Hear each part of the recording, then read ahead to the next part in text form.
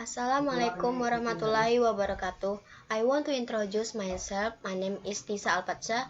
I'm from class 12 Science 1. I want to tell about how to ask an ATM. Step by step, I will explain, starting with 1. To ask an ATM, first insert your debit card into the machine. 2. Select your language if necessary.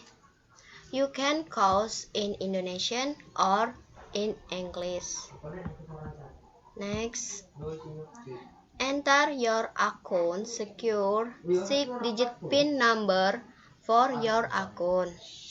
To security, cover the number pad while typing to make sure no one sees your PIN.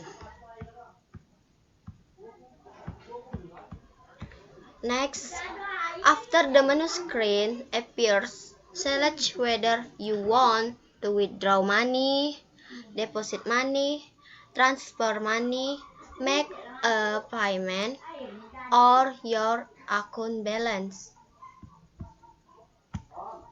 5. To withdraw money. For example, select withdraw menu and then specify the amount of money you want to withdraw.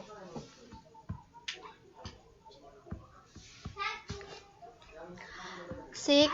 Follow the on-screen instruction to complete your transaction. I can choose from a checking account or from a saving account that I want. 7. After the transaction is complete, the money will come out of the ATM. 8. As you collect the money, your ATM card will come out too. Don't forget to take and keep it. Thanks for watching. That's the end for my presentation. If I say I'm sorry, I'm done.